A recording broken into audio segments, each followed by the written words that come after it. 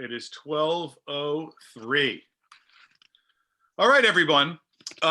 Welcome to the final R & Company Zoom event of the year, the Great British Plywood Discussion. Once again, I'm your host, James Zemaitis, Director of Museum Relations at R & Company, the New York-based design gallery, and I am coming to you for the final time, live from my bedroom in Mendham, New Jersey. Happy holidays, everyone. And since I've been binge watching the Great British Baking Show over the past month, I will attempt to do my best Sue Perkins impression. I've poured myself a glass of Ronnybrook Farms eggnog, which is local. And since it's only 12 noon here in the Garden State, it may or may not be spiked with bourbon. Our talk today is the second to accompany the exhibition which I organized at our gallery, titled From Lawn Road to South Chicago, Progressive Plywood in Times of Change. The first Zoom chat, which I co-hosted with Glenn Adamson a few weeks ago, was an interview with the contemporary designer Norman Teague, whose plywood designs are the centerpiece of the exhibition. I juxtaposed Norman's designs with a selection of British plywood pieces from the 1930s, including several of which the gallery has just recently acquired from the estate of Jack Pritchard, the heart and soul of Isokon. I am proud to have with me some very distinguished guests beaming in from Great Britain.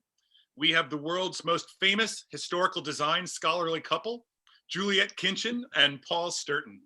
Both have recently retired from their New York positions. Juliette, of course, was curator of design at the Museum of Modern Art, which she joined in 2008, and for whom she curated countless exhibitions and mentored a generation of young curators. Paul was a professor of European design at the Bard Graduate Center, loved and cherished by so many students there. He is now professor emeritus and still is the editor-in-chief of the journal West 86th. Juliet also served as a visiting professor at the BGC starting in 1999. And coming to us live from London is Simon Andrews, who I am proud to say I've known since 1996 when I was an administrator at Christie's East, and Simon was the organizer of the first modern design auctions really globally at Christie's South Kensington. Until this past summer, Simon was the international senior specialist of 20th century design at Christie's, famous for his work on everything from Eames to Molino to, of course, the British ply that we're going to be discussing today. For all of those of you who are watching us today, I just want to remind you that if you have a question for us, please leave it in the Q&A. Do not leave it in the chat, as I'm not really monitoring that chat button at all. The Q&A is what we'll be looking at, hopefully in the last 10 to 15 minutes or so of this discussion, but feel free to add them in at any time. And if it's relevant, I'll try and pop it in as well. And again, this exhibition will be open until the second week of January. For those of you who are possibly in New York, I know pretty much all of us are in some sort of lockdown around the world, and it's great to get this community together. I'm thrilled to have over 25 different museum representatives on this call with us today, which is very gratifying. And this will be available as well, this talk on R & Company's YouTube channel. We'll probably post this a day or so after today. So without further ado, I'm starting here with a photo probably taken in the 1980s of Jack Pritchard, the co-founder of Isokon, sitting here in one of his Breuer lawn chairs and with the second edition of the Penguin Donkey by Ernest Race. Paul, why don't you just take us just a little synthesize the kind of history, the beginnings of Isokon and how it came together with Pritchard and what he was trying to achieve. Well, I'm delighted to open this up, James. And I suppose for many of the people listening, I'm probably going to be telling them things they already know. So bear with me. There might be some people out there who are not familiar with Pritchard or indeed with Isokon. Well, Isokon was founded in 1929 really as part of, or growing out of, a relatively small group of quite committed modernists. And there's always been a bit of debate about the extent to which international modernism was accepted in Britain in the 20s and 30s. And it's perhaps typical that this was very much an enclosed group of professionals who were very much experienced in European modernism. The two central figures were Pritchard and the architect Wells Coates, who was one of the leading British exponents of modernist architecture. But what's also quite interesting, I think, about it is that they had a number of other collaborators and partners, and they were very much from the professional classes, doctors, lawyers, and the like, who very much in the tradition of British design reform had a kind of beneficent view that they wanted to encourage and promote new ideas, almost like a trickle-down effect to improve the broader good of the community. But growing out of this, ISOCON really began with a view to founding or establishing a taste for modernist architecture. It wasn't really until a few years later that they moved over into furniture, which is when Jack Pritchard came into his own, because during the 20s, he had been an agent and worked for the Estonian-based Plywood company, who had a British subsidiary called Venesta. And they're probably well known to many people in the timber trade as Kaiser Venesta, which certainly I had heard of, partly because my father worked for a firm called Boulton and Paul, who used plywood to make planes. But that maybe explains the way that Pritchard was connected to the plywood industry, and then was also committed to this really for Britain in the late 20s and early 30s. A European, indeed Central European ideal of modernism to embrace new materials and also to make modern design accessible to as broad a sector of the community as possible. Hence this conjunction of all these elements that we're going to be talking about over the next 40 minutes or so. And he started, of course, by retailing an extremely humble stool that had already been designed by an unknown individual in Estonia. Kat, let's have the next slide.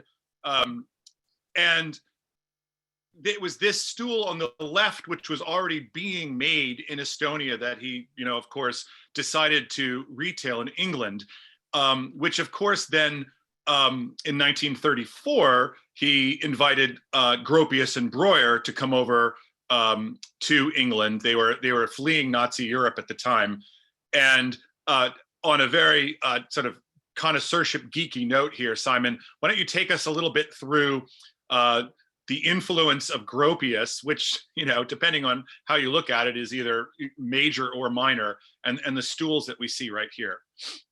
Yeah, I mean, Gropius and his new wife, Ilse, were welcomed by Jack and Molly Pritchard in the early 1930s. They arrived first. Breuer came a little bit later at the invitation of Gropius. I mean, Jack Pritchard's memoirs are worth the read. And for me, the most fascinating thing about Gropius's arrival in Britain is the first place that they wanted to go to was Stonehenge.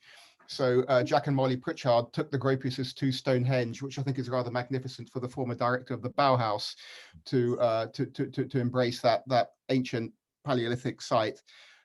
Anyway, Gropius was ostensibly engaged with a loose title of design director for ISOCON, and so you have to bear in mind, by that point, not much in the way of furniture was being produced. Furniture did not really start to be manufactured until late 1935, of which the long chair is really the first. But you're right to point out this stool. This stool appears to have been in circulation through Venesta at the very latest by the early 1930s. It may even be a little bit older.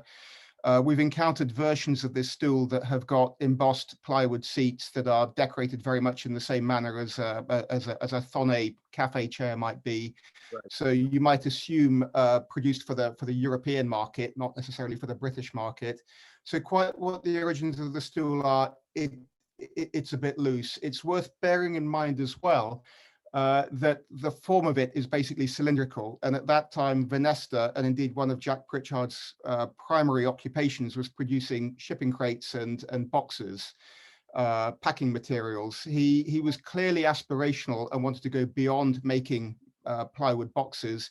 In 1930, I believe he'd worked with Charlotte Perriand and Pierre Jeanneret and Le Corbusier to commission them to design paneling for an interior exhibition in London in 1930. Right. So he clearly had lofty ambitions for plywood that went way and above and beyond the use of packing materials. But again, back to this stool, it's a cylinder. You can see how it could evolve out of a crater form. Anyway, I was lucky to be working for Christie's in the mid-1990s, and at that time, a lot of Isocon furniture was coming to the market, which was really my first exposure to it. I didn't enter Isocon through books. It was really through the random discoveries of objects that walked in the door at Christie's South Ken. And one of the things that was sold, there were a few objects and furnishings, including some post-war furnishings by Robin Day and Ernest Race that were being sold by the Pritchard family, and included amongst it were some drawings that were then acquired in that auction by the V&A. And interestingly, there is a drawing of this stool that's been corrected and adapted by Gropius, signed by Gropius, where he's clearly rectifying the form somewhat to give it very sharp, crisp corners to the inside cutouts. So very subtle, very sensitive, very gentle, but these tiny little edits by Gropius were instrumental in turning what was essentially a modernist folk object into a more modern, self-consciously modernist object. And we saw in the previous slide that these stools were used in the isobar of the Isocon building. And of all of the objects that I used to encounter in the 1990s, the stools they weren't common, but they would turn up, which gave me the indication that a lot of them were sold in the 1930s. Interestingly, Europe too, correct? Not just in the continent too, then as well, because they had different distribution channels, probably. Yeah, and interestingly, what not a lot of people might know, but I've seen very early Jean Prouvé furniture where the plywood seats are also stamped by Venesta. I mean, they've got the distinctive logo of the V. So Pritchard and Venesta were supplying the plywood seats for Jean Prouvé's atelier as well at the same time, early 1930s. And Simon, you just answered the first question from the audience, actually, about Prouvé, and I've seen that as well. On a couple over the years, the connection between Prouvé and Venesta. Just quickly here, before we move on, I just also wanted to show two tables that are from Jack Pritchard's collection. His papers and much of the furniture in his estate ended up at the University of East Anglia. These are two different tables that are Gropius designs, but they only exist as these two prototypes, with this sort of like linoleum or oilcloth surfaces on top. Next slide, please, Kat. Now we move to, arguably the most famous of the works from Isocon, the long chair. And I selected this photo on the right to go with it because it's a 1960s shot of the Pritchard's apartment at Isocon. And you can tell because there's the Sarin and Womb chair and an Ernest Race design there. And all of the Breuer long chairs in the photo here, of course, are upholstered. And the one that I'm showing on the left is in our gallery's collection, and there are faint tack marks on it. In fact, we acquired it from one of your auctions that you ran, Simon, at Christie's. In your opinion, Simon, were all of these actually upholstered? Is that the number one objective? And is it been the art market and kind of the Vitra effect that has removed these cushions in the past 30 to 40 years to show the sculptural form? I actually don't think so. I think that one needs to, there's 2 points I'd like to make to support my argument that they were intended to be viewed like this. First of all, in that black and white photograph, it's the penthouse of the Pritchard apartment at the Isocon building. The lounge chair that you see on the left is actually the aluminium version that is the precursor, that was made in Switzerland out of bent aluminium. And those, in the marketing publicity for those, you can see that they were intended as outdoor furniture, patio furniture, often with slats, aluminium slats or varnished wooden slats, but the marketing material promotes them as external furniture in Switzerland.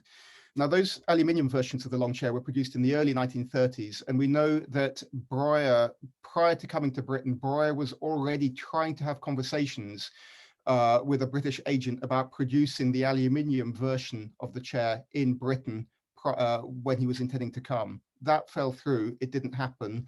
So Breuer was clearly thinking about translating the aluminium version into a new plywood version.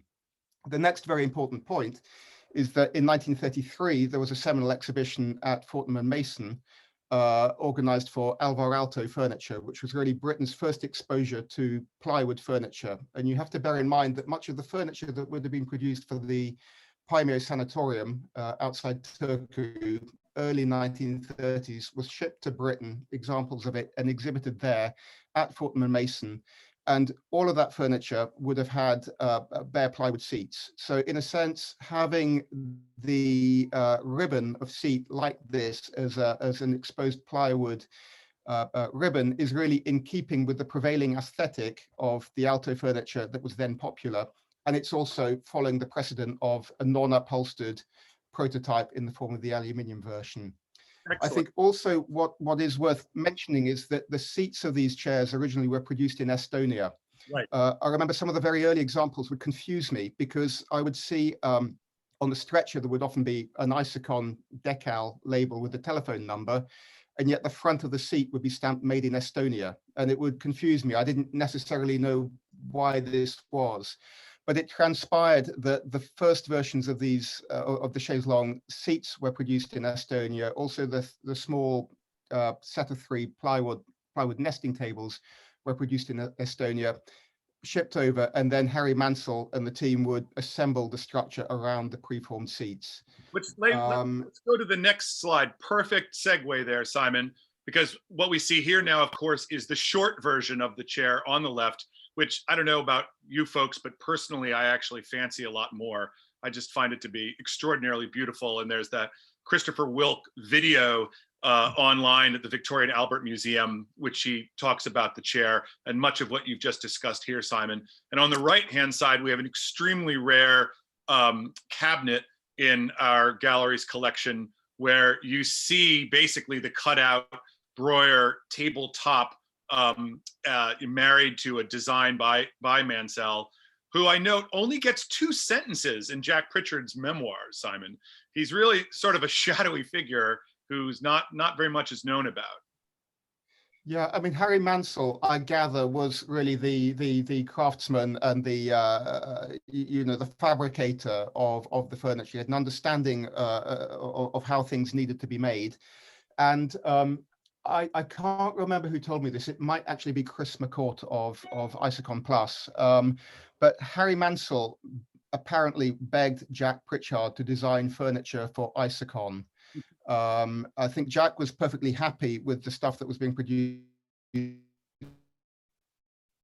by Breuer and the Gropius edits, but he did allow Harry Mansell to design a sideboard because there wasn't a sideboard in the Isokon range, and the British purchasing public demanded the existence of a sideboard. It was just part of the bourgeois nature of British consumers in the 1930s that they had to have a sideboard. And interestingly, the Aalto furniture, Finmar, exported, Britain represented about 80% of the plywood export furniture for Finmar. And Aalto designed a sideboard specifically for the British market. I mean, the Nordic markets weren't interested in sideboards, nor the Northern European markets, but both for Aalto and for Isokon, a sideboard was considered to be an essential component of an interior. So what you see here is basically, I don't know, 3/4 of a tabletop being, cut at one end and then fastened to a fairly traditional case unit. But what's quite nice about this sideboard is the handles. From memory, they're laminated wood. They're quite delicate, gentle, laminated wood handles rather than solid wood. And there's the use of the walnut veneer, of course, too, which is something that we do see on occasion on the chairs in the next slide, Kat, that we're going to look at right now. And that is what we're looking at here. The chair on the left is one of the two chairs on the right. These are Marcel Breuer's stackable side chairs for Isokon. The two that we have, we were fortunate enough to acquire from Jack Pritchard's estate. There are other examples from there's still one in the Isokon building today. There's one in Europe. There's one in the University of East Anglia. And later examples of this chair did have like the two-tone contrast of birch and walnut. And in particular, there's a stackable pair of them in the collection of MoMA, formerly owned by Elliott Noyes. And I want to throw this over to Juliet and or Paul. I find this chair to be iconic, and yet it's sort of like an iconic failure in terms of like its construction and everything about it. What do you think about it? You see. Well, I agree with you, James. Actually, I've never sat in that chair, obviously, but it's always looked like an interesting piece that is also, when you come close to it, quite clumsy, whereas many of the others appear to flow and they really express the way in which they've been made and the forming of the plywood in molds and such like. This one also does that, but it looks like it's been stuck together, which in a way it has. I think it only really makes sense when you see them stacked. Right, on the right, right. And yet I can tell you from firsthand experience that there's no way that someone like myself who weighs just over 200 pounds could sit on one of these. I mean, it is way too fragile on it, but it is interesting. I don't think this was anywhere near as successful again as the long chair. And I feel like there's only 20 to 30 examples known out there in the world. Would you agree with that, Simon? Yeah, I mean, it was very rare. I mean, in the course of my experience at auctions, I actually only had a suite of this once. And it was a dining table and a set of 4 chairs that came out of an estate in Scotland. I didn't have the original provenance. I didn't know quite where they'd come from. It was a deceased estate. And again, it had the two-tone finish with the Zebrano veneer, which I always interpreted as being an attempt to commercialize the design, to get away from the purity of the plywood, to add a more luxurious veneer on it, to appeal to a broader, more conservative market. And I agree, the chairs are immensely sensitive, utterly fragile, super dainty. I mean, the ones I handled were robust, but you had the feeling that you didn't even want to linger on them. I think the prototype for this chair originally was very different. The seat there was one sheet of plywood basically that commenced at the tips of the front legs and extended all the way to the back legs. Much more logical, much more related to Gerald Summers, but Breuer couldn't realize it. Isokon couldn't execute it. The laminations were too thin, and so consequently you've got a rather complicated bricolage of solid wooden elements underneath the seat to keep it stable. Well, speaking of one sheet of plywood, let's move on to the next slide. And Mr. Summers, on the left is a chair that is one that is in our exhibition, along with a period advertisement that I found on Twitter of all places. Gerald and Marjorie Summers, a couple. The question really to me is this another situation where Marjorie Summers played a significant role in the firm of Makers of Simple Furniture, which was based in London, outside, not far from Regent's Park, I believe. Did she play a significant role in the same way that Ray Eames played a significant role in the early 1940s of Charles, but has not yet received the credit that is due, especially since there is yet to be what I would call a significant major publication on Summers? Do you have a response to that, Paul?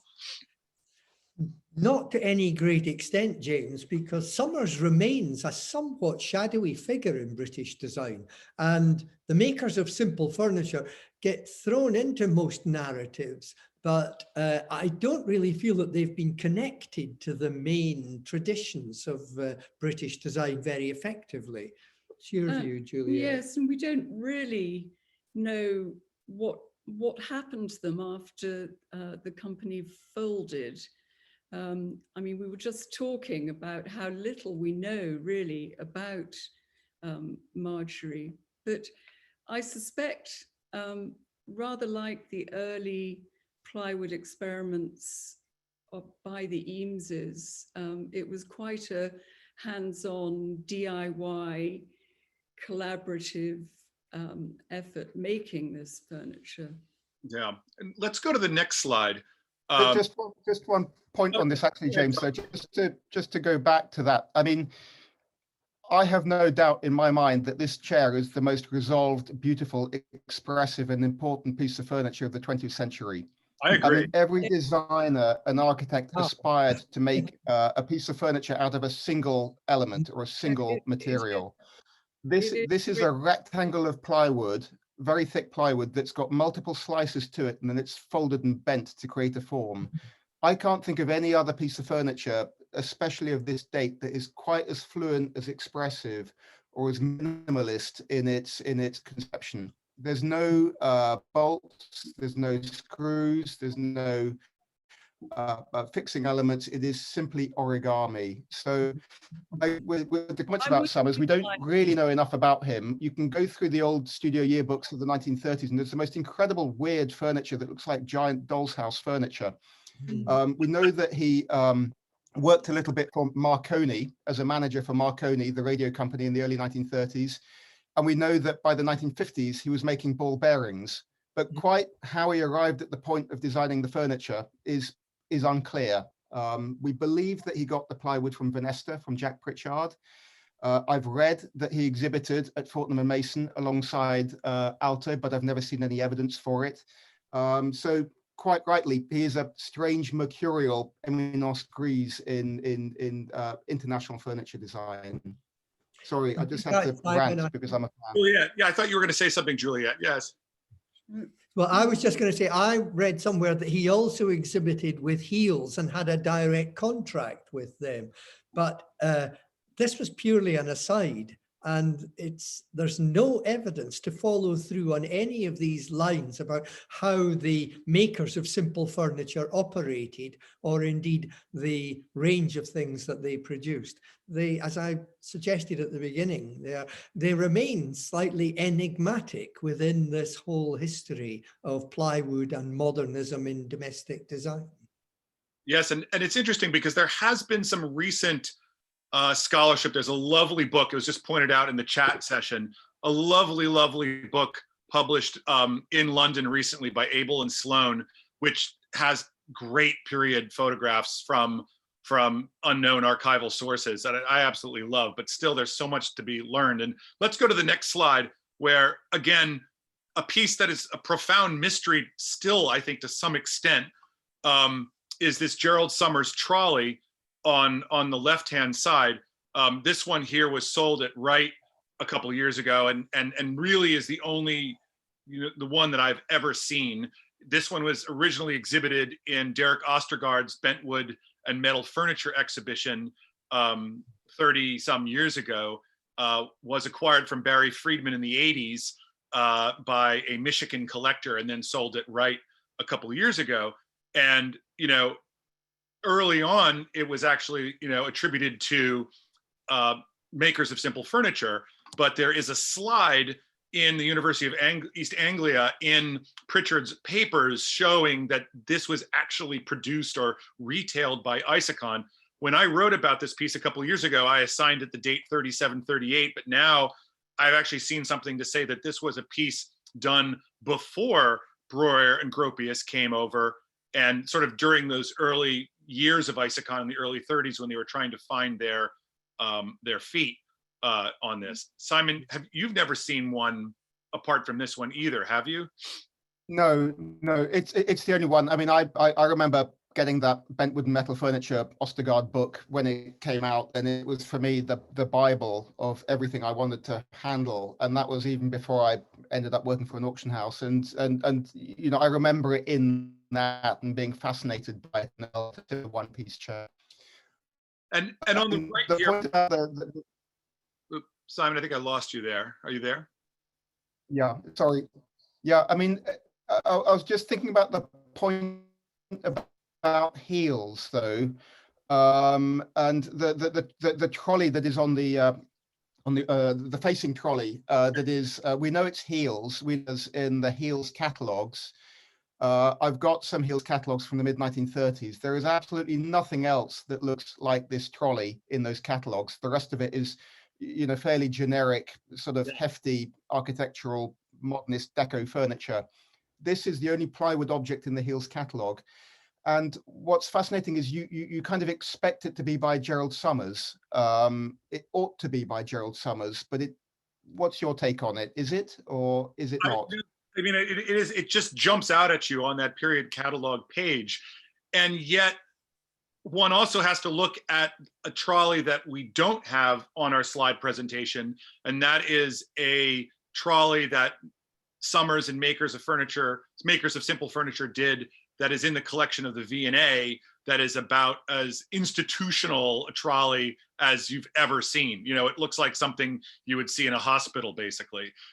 And is very undistinguished, very grim, you might say. So for me, that's the question, you know, like perhaps the Summers trolley on the left came in the earlier 30s, Heels copied it in the late 1930s. But the one that we have here, we've seen a bunch of them. And this one here, I had an exhibition in 2016 and now is in the collection of LACMA. Let's go to the next slide, because you mentioned Heels. Sorry, James, just one point that ties in with this.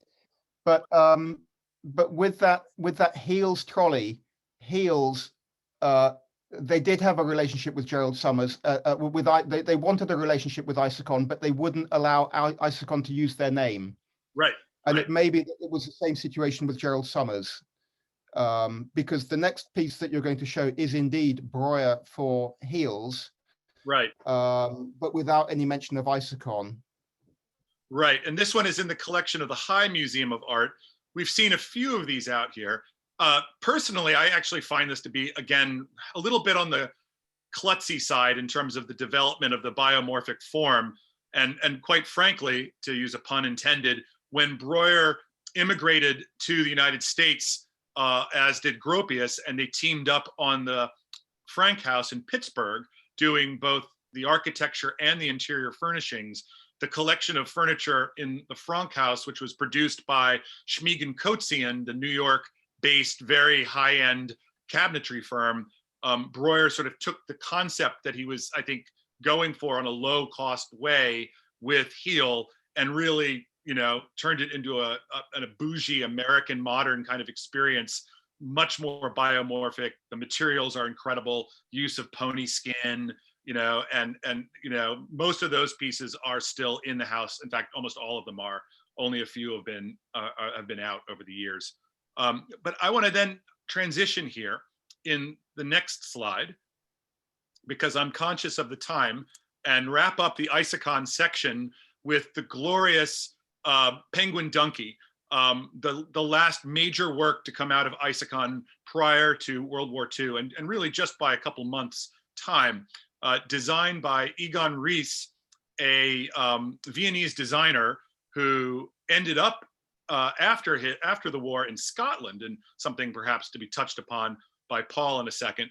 On the left is the example in the Victoria and Albert Museum, shown with period penguins. And on the right is the example in our exhibition at R & Company, styled with my parents' penguins there. The earliest I could go was 1940s, unfortunately, and the American editions. But our Penguin Donkey actually comes from the estate of Jack Pritchard.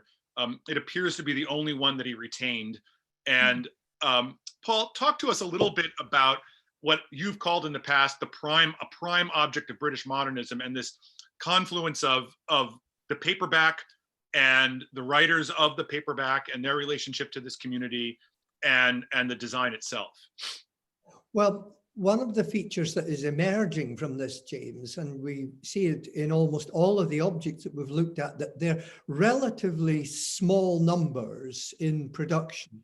And yet the Penguin Donkey really had all the potential to be an inspired business move on behalf of Pritchard and his association with Alan Lane, who had founded penguin books earlier in the 1930s and made a huge success out of selling high quality literature at a very basic price, 6p each. And Alan Lane was in a sense achieving what many of the other modernists had aspired to. So that when Pritchard and Lane came together to make this, it really was hitching together two idealistic projects of British modernism. In fact, not only did the Penguin Donkey help to promote Penguin books were there to promote Isokon, because in each copy of the paperback Penguins, you got a little advert for the Penguin Donkey and advertising Pritchard and Isokon's project. And you're quite right also about the writers involved, because although I didn't mention it at the beginning, and we've touched on it at various times, the great achievement of Isokon was indeed the Lawn Road flats, where people like Gropius and indeed Egon Rees and various others lived. And another person who lived in Lawn Road flats was Agatha Christie, writer of one of the earliest in the sequence of the Penguin crime series, which you see on the right with the green color coding. And all these other elements coming together, they use Gill Sans, the greatest of the British sans serif typefaces in the title page, and use these simple classic shapes, but always aligned with high quality at a low price, which really matches to this. Now, unfortunately, where the Penguin Donkey was all set to be a great achievement, within a few months, the Second World War broke out.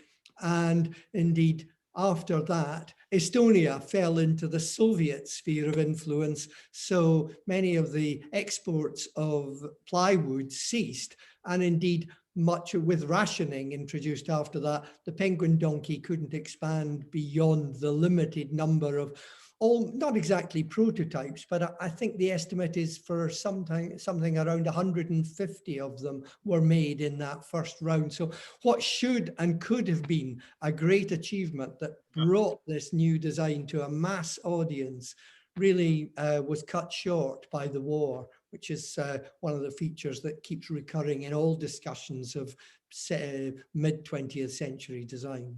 And Egon Rees then ended up in Scotland, and was it grain elevators, or what was it that he designed up there then? Yeah, I think it was grain elevators, but I think he also designed mine pit Right. workings, which wasn't unusual. There was quite a number of European designers, particularly from Poland, from Czechoslovakia, Hungary, as well as from Austria and Germany, who came to Britain. And they found work for many of these emigres in institutions like the National Coal Board, the various regional health boards and such like, doing what was ultimately quite bread and butter work. But it's quite interesting to follow it up and see the kinds of things that they designed in the way of utilitarian buildings that people often walk past without noticing. Brilliant. I'm going to move to the next slide now. And, one of the things that has been, woefully missing from our discussion has been the presence of women designers in British plywood in the 1930s. And indeed, what we're looking at here is not a British woman designer. It's actually a Hungarian designer, a piece that was made in Budapest, but now ended up in London, where it is now in the collection of the Victoria and Albert Museum. Juliette, why don't you take us through the history of this and how it relates to post-war Britain? Well, I think it's fascinating in being the design of Zsuzsa Kozma, who was the daughter of one of the preeminent Hungarian architects, interior designers, furniture designers called Lajos Kozma. She worked with her father.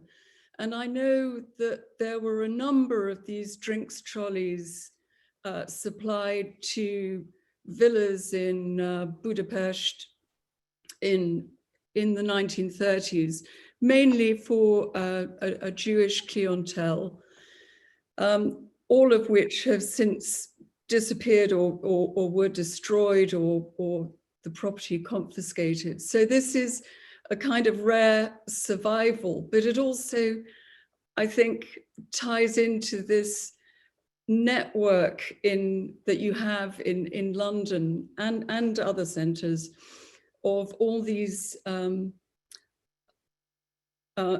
emigres, and there's a particularly strong Hungarian Jewish emigre community. The clients in this case have been in publishing in Budapest. So this is a kind of rare survival in a way. It's wonderful compact design which unfolds with all these compartments, a contrast to some of the other drinks trolleys we've looked at. Right, sort of like another one I didn't show, the what is it called, the Penguin bottle ship, which was Egon Reese's other, design, pretty much right at the same time, which, if anything, is even rarer than the Penguin donkey. Let's move to the next slide, Kat. And just to also add that Zsuzsa Kozma herself emigrated to Australia and set up an interior design practice there, where she continued to design in plywood. Well, moving on to the post-war period. So obviously production halted. Companies like Isokon and makers of simple furniture went out of business.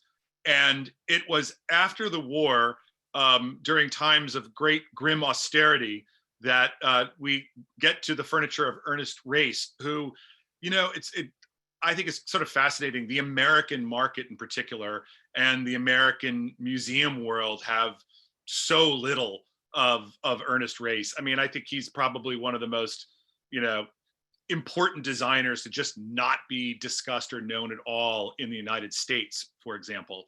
And what we're looking at on the right-hand side, of course, is when Isokon rebooted in the early 1960s, and they had and Pritchard had Ernest Race do a second version of the Penguin donkey on the right. And on the left, of course, is a deck chair that he did for an ocean liner in the early 1950s. Simon, why don't you give us a little bit of a quick synopsis? I know we're hurting for time here, but just give us a little bit on Race here in terms of what he means to post-war London. Yeah, I think I'm glad that you acknowledged that Race is not sufficiently recognized. I mean, Ernest Race, without question, is one of the most pivotal figures in the history of British furniture design. I mean, quite apart from the fact from being an extremely inventive and creative designer of furniture, skilled and adept at using unlikely materials with a great sense of vision and investigation, he is above all the link between the pre-war world and the post-war world. Now, Race did not train as a furniture designer. I believe he trained as an interior designer, but he knew Jack Pritchard and he knew Gropius and he knew the rest of the avant-garde. He knew Gerald Summers in the 1930s. But that was not his trade at the time. In the late 1930s, he had a shop that was importing textiles from India, that were textiles, some of which were his own design, madras, plaid, fabrics, linens, imported into his shop and sold to the decorator and furnishing industries. And that shop was populated with Gerald Summers furniture. And very is upholstered, the seat pads are upholstered in Ernest Race designed plaid cloth from the mid-1930s. So that's what Race was up to in the late 1930s. He was connected with the avant-garde, intimately connected, but not necessarily designing furniture. And that doesn't really come until the early to mid-1940s, when he was a fireman during the Blitz in the war and was involved in the scrap drives for recycling metal. And from that exposure, began to investigate metal furniture around about 1945-46, primarily made out of cast aluminium, resmelted aircraft aluminium, because you have to bear in mind that most materials would have been rationed. It was being directed for the reconstruction industry. The only things that were available for furniture production were surplus materials from the armaments or aviation or military industries. Hence, resmelted aircraft equals aluminium or steel rod that he used to make the furniture that was later shown at the Festival of Britain. Now we're talking about plywood. This particular chair here was designed for the Peninsula and Orient cruise line in the early 1950s. made out of Gaboon mahogany, very resilient and resistant to the salt exposure of the decks of the ships, brass fittings and nylon webbing straps. Now, what isn't evident from the image is that these two elements, the seat element and the back element, are not actually fixed to each other. They're held together by torque, and there's webbing straps that simply connect them. So it can fold completely flat as two separate moments. Now, again, the reason why race is important is because we will discover later on that he has a connection with Neil Morris and Morris and Company, again, leading fabricators of plywood, really from about 1920 onwards and into the 1950s, and then subsequently with Max Clendening, who we hope to come to at the end. And that's what we're going to cruise through right now, Simon, if I may interrupt you because of our time here. Let's move on to the next slide because we do want to touch base on all of these. What we're actually going to briefly mention here is Robin Day. And Robin Day, I mean, at least for me, is distinguished by the fact that he, along with Ernest Race, took part in the Museum of Modern Art's low-cost furniture competition at the end of the 1940s.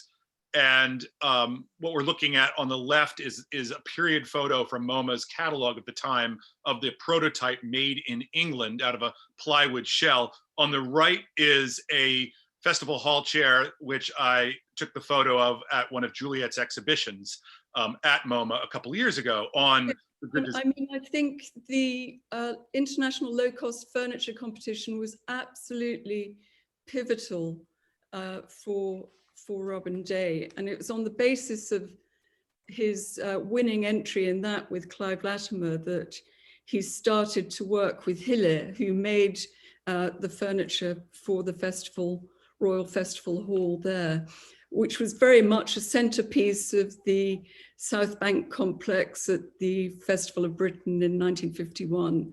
And I mean, I love this piece. We were fortunate to get it with its original lime green upholstery, and it's got rosewood veneer on one side and sycamore on the other. That's very textural and aerodynamic and capacious. It's a fantastic piece. I love it. And another question, do we know, like, does the prototype that's shown on the left, and then there were then later versions of it made by an American company in Roanoke, Virginia, does this prototype exist? Like, do we know of its whereabouts? Do any of you?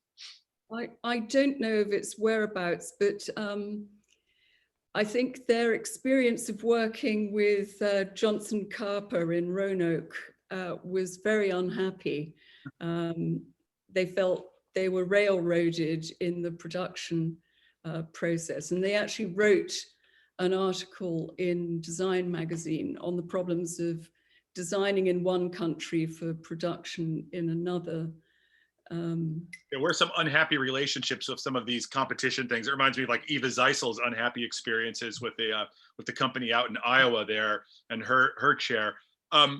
Because of time, let's move on to another really important section, which of course is extra important since the two of you are beaming to us live from Scotland, and that is the Morris of Glasgow firm, to which I see parallels really with what the Eameses were doing during the Second World War. Juliet, why don't you just give us a little brief synopsis of their evolution from pre-war to post-war? Well, this company had been set up actually in the 1890s, but really developed in the 20s, 30s, working on a lot of the big liners and for hotels and cinemas, using plywood in these kind of contexts. So they were already really skilled in that. Then during the war, they really developed a lot of the technical expertise. They were engineering helicopter blades, rifle butts, and tanks for the Mosquito airplanes and so on. And that parallels the kind of development in in the US with the Eames's involvement in kind of military production. Indeed. On the right here, you know, it's funny, these forms that are shown in the advertisement on the right, they actually sort of remind me of the Haskellite plywood canoes, one of which was exhibited at the V&A, but is an American company who then actually worked with Eames and Saarinen on their competition pieces in the early 40s. What are these things that we're looking at here on the right, actually? I think those are helicopter blades. But it's also really important to mention Neil Morris, who was son of the founder of the company, who really became prominent from 1938. And his father had sent him off to Sweden. You know, he'd worked as a logger, he knew his wood machinery, and was, you know, really interested in contemporary design and worked with some of the greats like Sir Basil Spence and Ernest. Let's go to the next slide then, Kat, and we'll actually talk about Morris. First, Sir Basil Spence here. On the left, a chair again in the collection at MoMA that you acquired. On the right, a suite of dining furniture in the National Museum of Scotland. This was not a cheap piece of furniture, but it is exquisitely engineered. And I think so elegant in its detailing that you really need to see it eye to eye to appreciate. Yeah, and then let's look at some Neil Morris here in the next. Just a couple of points on this, if I may, though, James, if you don't mind. I know we're short of time, but I think what is also important about this chair, it's 1949, is it doesn't look modernist. It looks like a Regency chair. It looks like a chair from the 1820s. And I think whereas the furniture that we've been looking at from the 1930s is progressive and forward-looking, here we have new technologies, new laminations being brought to bear upon essentially an early 19th century English model. And yet the stretcher that you see at the front beneath the seat, you see it again beneath the sideboard, that very much comes out of the aviation industry. It could almost be an aircraft fuselage supporting the sideboard. Yeah, you're right, and that it almost has more in common with I'm losing it. The company in Boston in the 1820s that first produced. Paul, you should know the answer to this. The maker in Boston in the 1820s who did those great early laminated chairs. Belt. Yeah. It's in the BGC, historical handbook. Yeah. Let's Neil Morris here as well at the end here. And again, to what you were just saying, Simon, on the left-hand side, very, very traditional form, but sort of remarkable in that it's the entire carcass is plywood, I believe. Yeah, and I think you've got to bear in mind the moment in which it was created. I mean, it's the early 1950s, and you know, in the early 1950s, the British population, they want reassurance. They don't necessarily want modernism or progressive. I mean, there's a desire to go back to the reassurances of the 19th century. And you see it not only in furniture design, but in hobbies and pastimes. The distractions that people had were about looking inwards towards Britain's tradition, not necessarily looking outwards to what was happening in Europe. I mean, certainly there were aspects of that with the Festival of Britain, but having waged 5 or 6 years worth of war, the reassurance for Britain is to look inwards and to be comfortable and to look back at the past. And in a way, the Festival of Britain of 1951 is a revision of the Great Victorian Exhibition of 1851.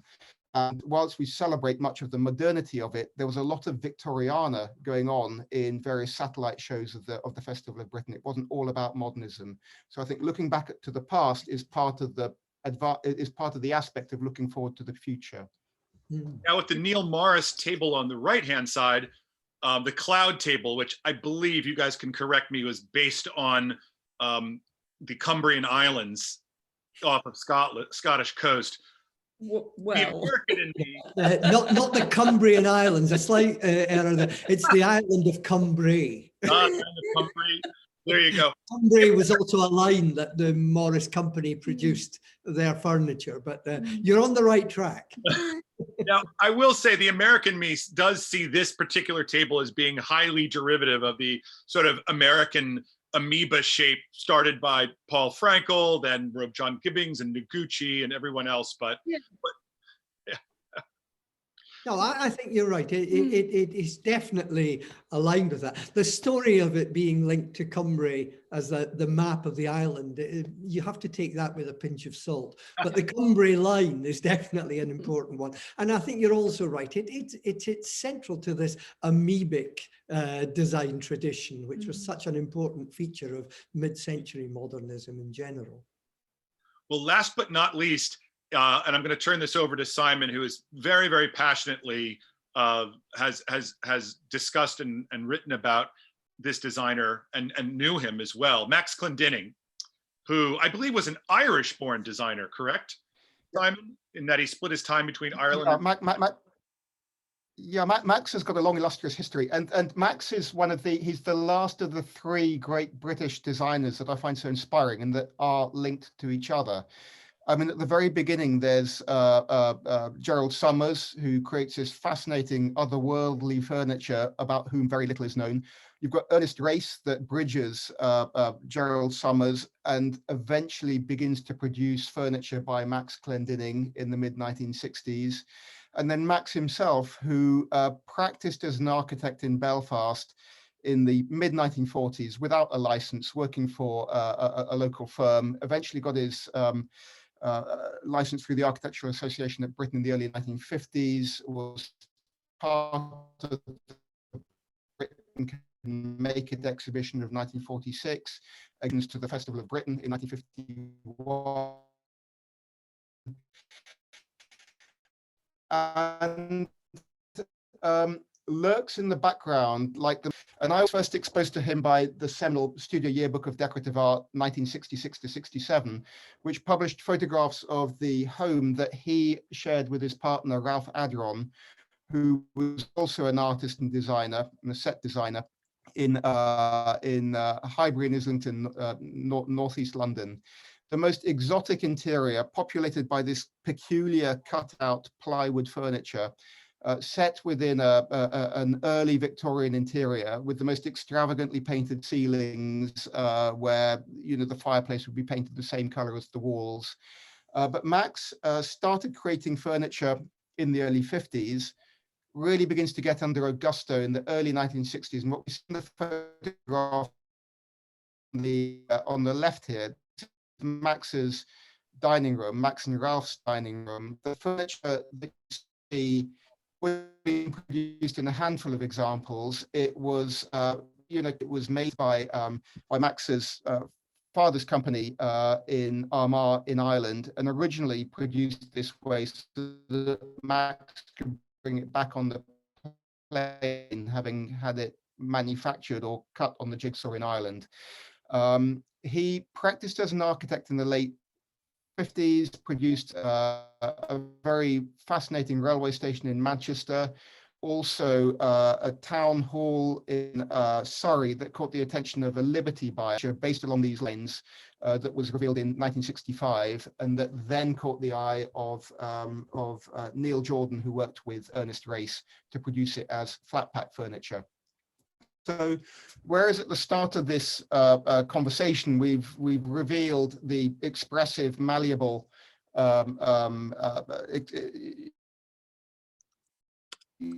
flamboyant properties of plywood in all its capacity, with Max, what we're looking at is flat geometric planes that are assembled in basic configurations.